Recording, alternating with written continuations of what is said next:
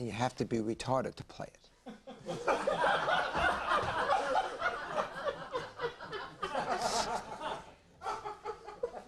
I give up. So, our coffee customers are here. One of our guests, filmmaker Brett Ratner, broke box office records directing Rush Hour and Rush Hour 2. And the star of Brett's new film, After the Sunset, is none other than Pierce Brosnan, who is playing a heavy. Welcome, Brett, Pierce. Guys, good to see you. Good to see you, Peter. Good to see you, Peter. Sir. Good to see you.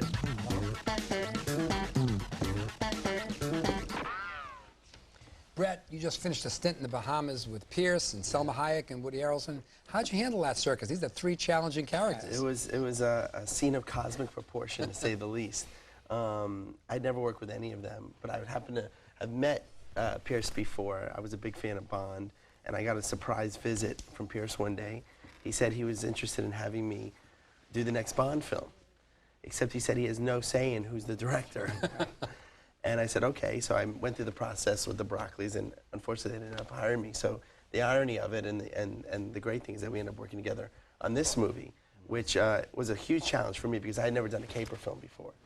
And just it's kind of how I describe it. It's a caper film, but it's got a tremendous amount of heart. And it's But really... Pierce is a bad guy. No, I'm a good guy. I steal diamonds, but I'm a good guy. I see. Well, it was a blessing, this man coming on this film, because I'd been on it for some time, and it was a good piece, and I love heist movies. And the film was going in one direction, and then suddenly something happened, people drop out, but you hang in with the project. And this movie was nose-diving before he came on. So suddenly, from a picture that was going down like this, Brett came in, and I was losing it. I was thinking, this is not going to work. This is just out of control. And I remember going into a story meeting one day on the beach, and I thought, don't get angry, don't get angry. The writers are there, Brett's there, don't get angry. Just be cool. Of course I get up there, and like a bull in a china shop, I'm just cursing and swearing. And I exhausted myself after about 5 minutes, and then he took over. And I had nowhere to go. I said, okay. He could exhaust anybody. I give up, I give up, I'm in. I'm curious, you got into the business really through film school. Is film school still an avenue you think that's an aggressive place to go to? I think more so than when I was there. I did it by getting a list of the 40 most powerful people in Hollywood. And we probably were. you were on that list, actually. I want to tell you this. You know what I mean? I wasn't. And I got 39 of the nicest rejection letters. I was asking for money, and I got 39 of the nicest rejection letters. And I felt like I had a relationship with the people that wrote me letters. Like, one day I'm going to go to Hollywood, I'm going to say, you wrote me a letter. But it was really their secretaries, and they signed it. And then I get a call from the dean saying, Steven Spielberg's office called here looking for you. I'm like, oh, please. Someone called pretending they were Steven Spielberg, and you're buying it. Right. And he said, no, no. I go back to my dorm room. I call up, they answer the phone, Steven Spielberg's office. I go, is Mr. Spielberg in? Who's calling? Brett Ratner. Hold on, he's expecting your call. And so he didn't come to the phone, but the next morning, I remember falling asleep on the phone, waiting for his call. Next morning, I get a Many in Hollywood have fallen asleep. Yeah. Yeah. And the next morning, I woke up and it was Kathleen Kennedy. I didn't know who she was, and she said, you know, we saw your film and we're so impressed, but we don't give money. We don't finance student films. I said, but you don't understand. I'm going to be a big director like Steven Spielberg. You got to believe in me. And I kept on the phone for about 7 or 8 minutes. And a few weeks later, I go in the mail and I open up the envelope, and it's a check from Amblin. And I went crazy. I blew it up on my wall, the size of the entire wall. I carry around in my wallet to show it to girls to try to impress them. You're still doing it. Yeah, exactly. He's got your picture in his wallet. He says, hey, you want to meet this guy? And then he shows up. We'll be back with Brett and Pierce in a moment. Well, it's so bad.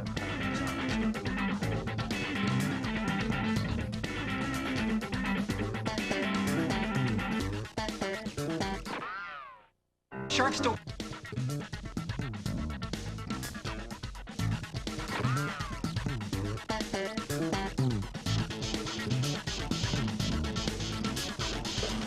How's your nose, by the way? Good.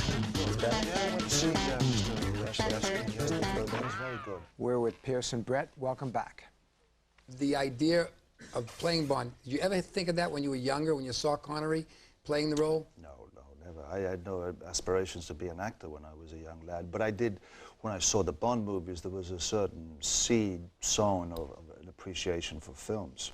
I remember I left Ireland in 1964. I was 11, and the first picture I ever saw in Putney High Street was Goldfinger. And then when I became an actor in my early teens, even then I had no aspirations to play James Bond. I had my eyes set on loftier parts. And, but you know, there comes a time in your life when you're given the opportunity to play such a role, and you look at what your career is doing at that point, and you weigh the pros and cons, and it was a great one to do. John Calley, when he was head of UA, tells a story about how a well-known English director came to him and said, look, Bond is going downhill.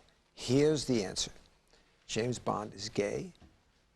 The film is shot in black and white. You got to take it in a different direction. After John stopped shaking, he said, I don't think this is going to work for us. But Maybe. Maybe. Who knows? In the right hands, maybe it could work. so how many more Bonds do you want to do? That's a good question, Peter. I don't know. It's a very, we're in a very opaque land at the moment. I'm certainly willing to come back for a fifth and a final one, but I think the producers, a certain kind of paralysis has set in, and they don't know where to go or how to go with this film. So if it happens, great. If it doesn't, I've done my 4. The contract was for 4, and They have a script?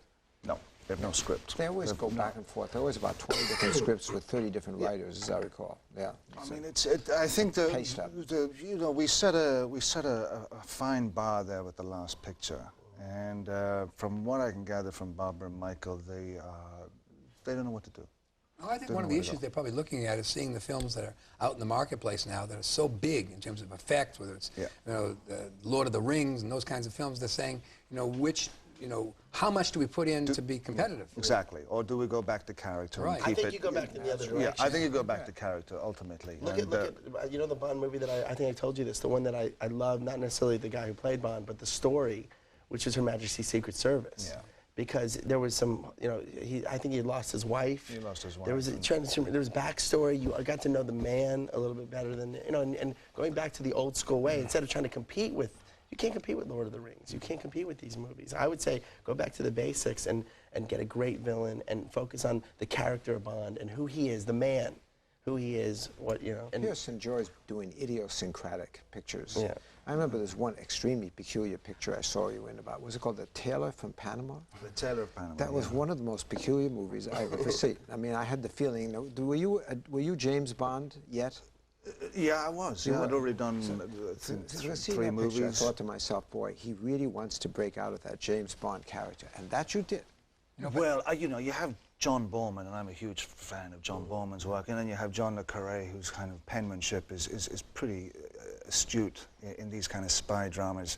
And so you also had the irony that I was James Bond, so for me it was like putting a spin on the character.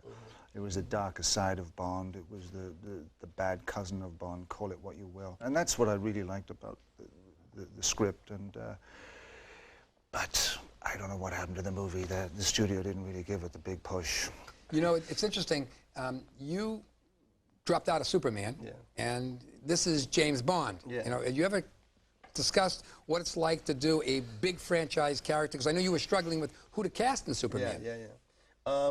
It was surreal, actually, you know, shooting and directing Pierce, because, you know, he's James Bond, and he will always be James Bond. But what he did was after like the first week, I didn't see James Bond again, and that was so amazing. And he did it with Thomas Crown. I mean, I haven't seen all your movies, but I've seen all your movies. but you know, when you do a character like James Bond or like Superman, I mean, that was the fear of a lot of these actors, is that once you do Superman, look at Christopher Reeve. What's going to happen? But seriously, there's some suggestion that when you dropped out of Superman, and you were really almost forced to do a picture with New Line. Is that part of the process? What I was forced to do is do not a specific picture, but do my next picture. And of course, they send me all their scripts. Right. But then Toby, who's the new president of production, to give him credit, really, he showed up at my house one night at midnight, and he said, "This is the one you have to do." And I said, "Why?" And he said, he said to me, "One is because it's different from any other caper film that's been made, and two, you've never made a caper film before." And that's exciting for me, you know, to challenge myself. I have never the courage to go to his house at midnight. Who would you find there? Bob Evans, under the fur comforter. That's another movie. I'd love to be a Robin on your shoulder when you were talking about the character with Edward Norton. You're doing that film with Anthony Hopkins. Edward had a view about every single line and every single scene of the picture we did. Was he equally as... He's very, very opinionated, to say the least. He's not... talented. Very talented. Right. And that's his way. He challenged me a lot of times where he would refuse to do something. And I said, like for instance, the first time he went to see Hannibal in the cell, and he said, I said, well, Edward, you know, we rehearsed it a few times and we shot one take, and I said, wait, aren't you scared of the guy? I mean, he almost killed you, you have this history together. He goes, yeah, but I'm not gonna show him. I said, but can you show the audience? No. I said, well, can we put some sweat beads on your forehead? Can you twitch a little bit? Can you? No, because that's bad acting. I'm indicating there, and I'm not gonna do that. And I said, well, show me something, show me. He goes, they'll see it in my eyes. And I said, well, I'm looking in your eyes, and I'm not seeing that you're scared of this guy. Good indicating. Yeah. Indicate well. Indicate well. Yes. And the amazing thing is that because he refused to do it, it forced me to come up with the idea, and this wasn't in the script, where he goes in between, he has to go leave him alone with the file and go in to get some coffee. I had him go and get some coffee, and I told him to take off his jacket, and I put sweat marks underneath his armpits. I would never have come up with that idea if he wouldn't have said to me, there's no way I'm going to show Hannibal Lecter that I'm scared of him. Guys, thanks for being with us today. It's great to see you. I appreciate Thanks it. for having me. Thank you. Good luck on all your films. Thanks very much. See you in Kauai. Oh, wait. Don't do super. Unless they pay you a fortune. All right?